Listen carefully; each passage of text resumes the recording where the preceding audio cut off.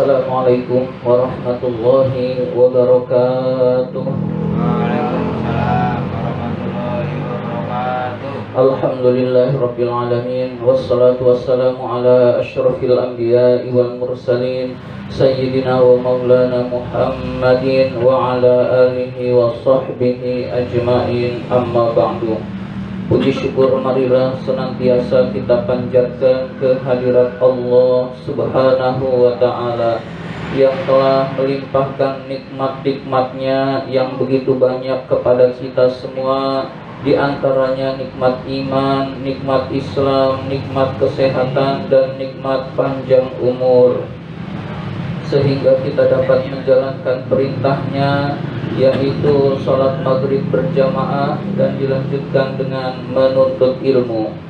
Salawat dan salam semoga Allah limpahkan pada junjungan kita baginda Nabi besar Muhammad sallallahu alaihi wasallam beserta para keluarganya, para sahabatnya, dan kepada kita sebagai pengikut ajarannya.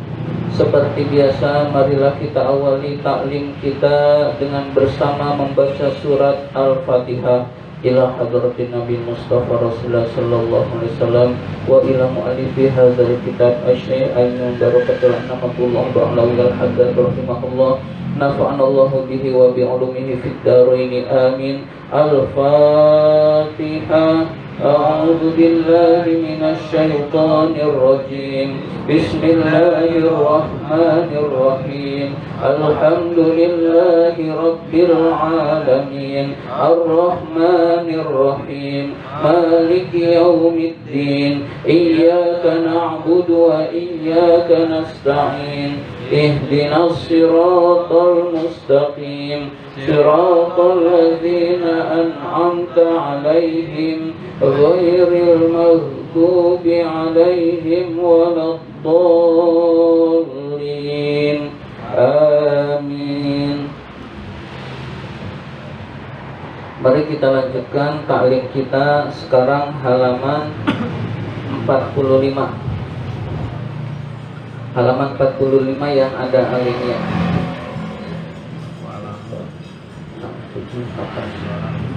11 baris ke 11.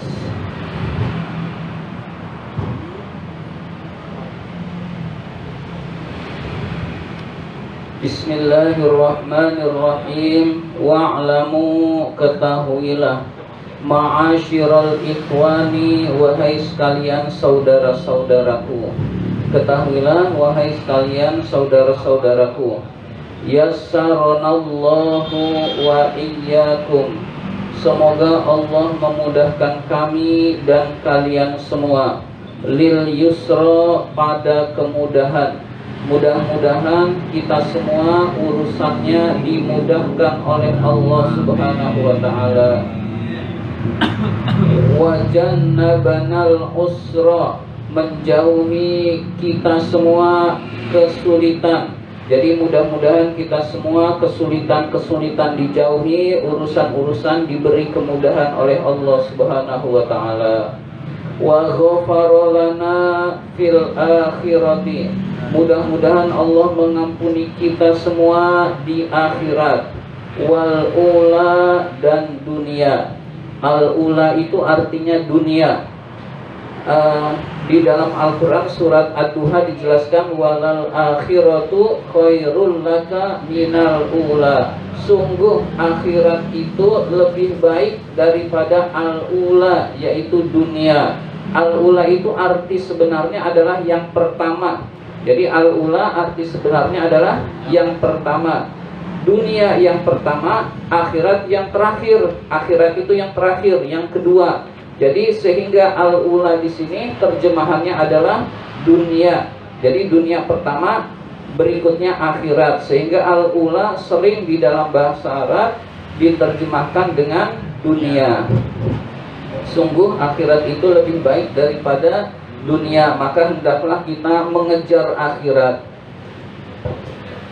Pembahasan kita kali ini adalah tentang Ramadan dan tentang puasa.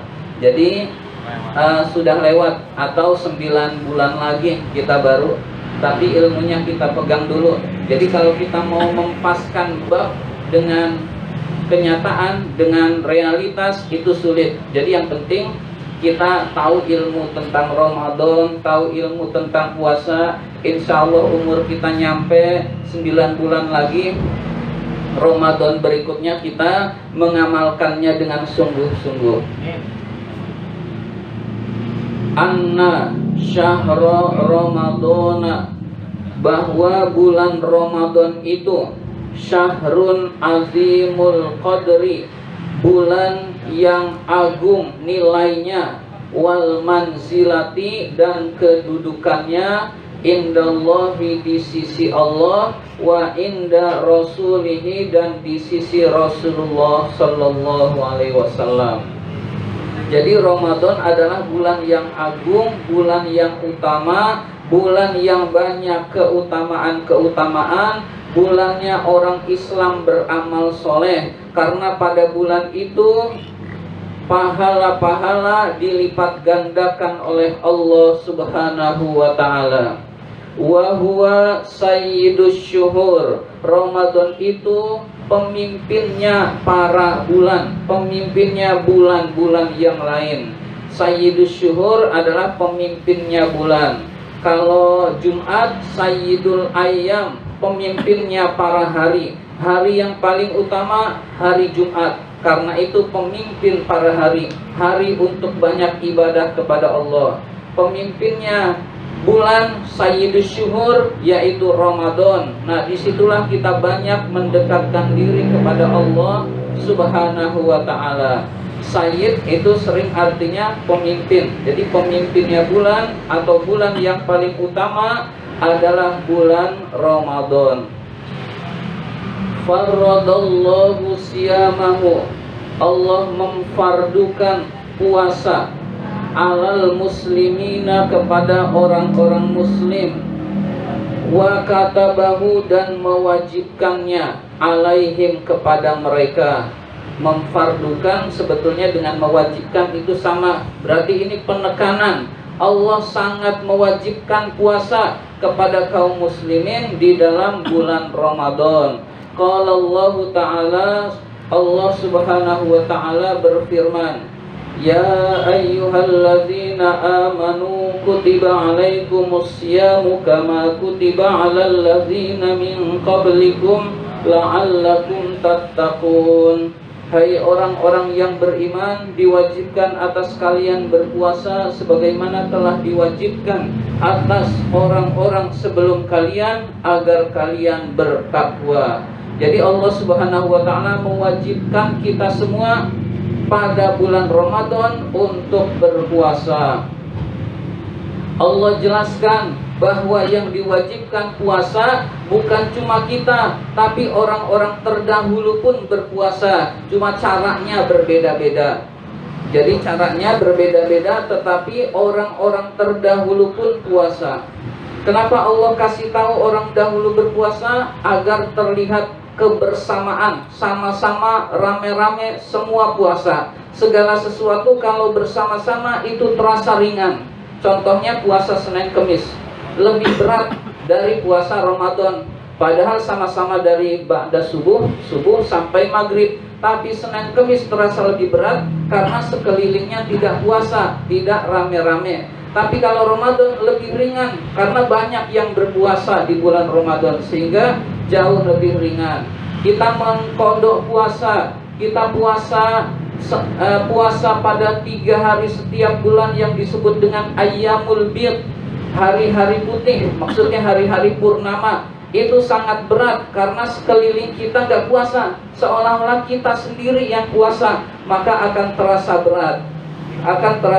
Tapi Ramadan jauh lebih ringan karena yang puasa banyak. Nah, Allah kasih tahu biar lebih ringan lagi, bukan cuma umat Nabi Muhammad yang puasa, umat-umat dulu juga pada puasa, sehingga puasa akan jauh lebih ringan kalau diketahui ternyata yang puasa itu banyak, bukan hanya kita. Jadi sejak zaman Nabi Adam itu puasa sudah ada, hanya beda-beda tergantung dengan situasi syariat diberlakukan pada saat itu. la'allakum tattaqun, agar kalian bertakwa. Jadi puasa itu agar kita semua bertakwa, karena puasa mengendalikan hawa nafsu. Hawa nafsu itu bisa terkendali dengan lapar. Jadi kalau ada orang yang berpuasa terus setelah Ramadan dia tidak bertakwa kepada Allah Subhanahu wa Ta'ala, maka tujuan puasanya gagal atau puasanya tidak sesuai dengan yang diperintahkan oleh Allah Subhanahu wa Ta'ala. Maka usahakan kita puasa dengan ikhlas, puasa dengan kesenangan, bukan dengan hal yang berat, tetapi dengan kecintaan kepada Allah. Lalu setan akan terbelenggu, karena setan itu masuk ke dalam tubuh manusia lewat aliran darah. Kalau aliran darah, kalau kita berpuasa, aliran darah akan sedikit berjalannya, sehingga mengganggu setan untuk masuk ke dalam diri kita. Dan kita juga di puasa itu lapar. Nafsu itu bisa terkendali kalau seorang itu memperbanyak lapar, hadirin sekalian. Sehingga puasa kalau benar-benar dilaksanakan menyebabkan orang tersebut lebih bertakwa bagi orang yang tidak berpuasa, hadirin sekalian. Wa fihi, di dalamnya, ahni yang saya maksudkan di dalamnya adalah syahrul Ramadan. Di dalam bulan Ramadan itu anzalallahu kitabahu, Allah menurunkan kitabnya. Jadi Al-Quran diturunkan oleh Allah di dalam bulan Ramadan. Maksudnya adalah ayat yang pertama kali turun adalah di bulan Ramadan. Bukan seluruh Al-Quran ke bumi turunnya Ramadan, bukan. Tetapi ayat yang pertama kali turun itu terjadinya di bulan Ramadan. Wa ja'ala min layalihi lailatul qadri, Allah menjadikan salah satu dari malam-malamnya adalah Lailatul Qadar, malam Qadar. Allati hiya khairun min alfi syahrin, yang malam itu lebih baik daripada 1000 bulan. Jadi orang yang ibadah pada malam itu sama nilainya dengan ibadah 1000 bulan. Jadi kita sholat sunnah pada malam itu sama dengan kita melaksanakan sholat sunnah selama 1000 bulan. Berarti sangat banyak keutamaan di malam tersebut. Maka jadikan malam tersebut, kalau kita menemuinya, jadikan untuk ibadah. Dan kita bertekad kuat, Ramadan berikutnya saya harus mendapatkan Lailatul Qadar, saya harus ibadah pada Lailatul Qadar, sehingga banyak keutamaan-keutamaan yang saya dapatkan. Kita niatkan, hadirin sekalian. Jadi kalau dunia itu nggak usah diniatkan juga, kita udah semangat. Saya harus punya duit banyak, saya harus kaya, saya harus bisa beli ini, beli ini, beli ini. Nah, untuk urusan akhirat pun hendaklah kita berniat, hadirin sekalian. Niat biar sholat lebih khusyuk, bagaimana caranya? Berusaha. Niat agar tiap hari bisa baca Quran, kita berusaha. Niat-niat ibadah, niat-niat amalan akhirat, itu hendaklah ada, tertanam dalam diri kita. Nah, begitu juga bulan Ramadan ada Lailatul Qadar. Berusaha kita mendapatkan Lailatul Qadar tersebut, karena nilainya adalah 1000 bulan. Ini nilai keutamaan, bukan nilai kewajiban. Kalau nilai kewajiban, wah saya udah sholat zuhur 1000 bulan, berarti besok nggak sholat nggak apa-apa, udah ditalangin sama 1000 bulan. Nah, itu tidak seperti itu. Tetap nggak sholat zuhur berikutnya adalah hukumnya dosa. Ini nilai keutamaan, bukan nilai kewajiban. Kewajiban berikutnya tetap harus dilaksanakan, Wah, saya udah sholat maghrib di Lailatul Qadar nih, berarti udah sholat maghrib 1000 bulan. Nah, itu tidak berlaku. Saya udah sholat tahajud, berarti besok nggak usah tahajud seterusnya. Jadi bukan seperti itu, tetapi adalah ini nilai keutamaan. Kewajiban-kewajiban seperti biasa itu wajib tetap dilakukan. Wal alfu syahrin, 1000 bulan itu aktsaru lebih banyak min salasi samanina sanatan, dari 83 tahun. 83 tahun itu umur umat Nabi Muhammad itu udah ketutup semuanya. Umur umat Nabi Muhammad 60, 70, 83 tahun umur Nabi Muhammad sudah ketutup seluruhnya. Hadirin sekalian, kita bisa bayangkan malam itu nilainya seluruh umur kita. Hadirin sekalian, maka manfaatkan dengan ibadah yang baik kepada Allah Subhanahu wa ta'ala. Fata'ammal, maka renungkanlah, hisab dzalika, hitungan hal ini, agar kita bersemangat di dalam ibadah di dalam Lailatul Qadar. Renungkanlah amalan ini, renungkanlah hitungan ini sangat besar. Wa tafakkar, dan pikirkanlah fi nafsika, di dalam dirimu, ayyalailatin, malam manakah, hadhil lailati, yang lebih utama daripada malam ini, allati sarat indallahi, yang dijadikan di sisi Allah Subhanahu wa ta'ala, khairan, lebih baik, wa afdalu, dan lebih utama, min hadhil muddati tawilah, dari masa-masa yang panjang, dari waktu yang sangat panjang. Jadi satu malam nilainya 1000 bulan atau 83 tahun. Hijriah ini, Hijriah. Kalau Masehinya beda lagi. Jadi Hijriah 83 tahun, hadirin sekalian. Jadi kita beribadah kepada Allah di malam itu 83 tahun sudah ibadah, hadirin sekalian. Berarti kemaksiatan kita taubat pada malam itu menutupi kemaksiatan kita atau dosa-dosa kita diampuni oleh Allah Subhanahu wa ta'ala. Wa qala Allah ta'ala, Allah Subhanahu wa ta'ala berfirman, Syahrul Ramadan alladzi unzila fihil Qur'an. Bulan Ramadan adalah bulan yang di dalamnya diturunkan Al-Qur'an. Al-Quran itu fungsinya hudal linnas, petunjuk bagi manusia. Jadi Al-Quran itu fungsinya petunjuk. Kalau petunjuk dibaca, diamalkan, bukan dibaca nggak ngerti, tetapi dibaca, diamalkan, hadirin sekalian. Wa bayyinatin, dan menjelaskan, minal huda, dari petunjuk itu, wal furqan, dan pembeda yang hak dan yang batil. Jadi kita jadikan Al-Quran ini sebagai petunjuk. Menjadikan Al-Quran sebagai petunjuk adalah membaca, merenungkan, membaca, merenungkan. Dengan demikian hati kita akan tentram, hadirin sekalian. Wa qala summa qala subhanahu. Kemudian Allah Subhanahu wa ta'ala berfirman, Inna anzalnahu fi lailatul qadr.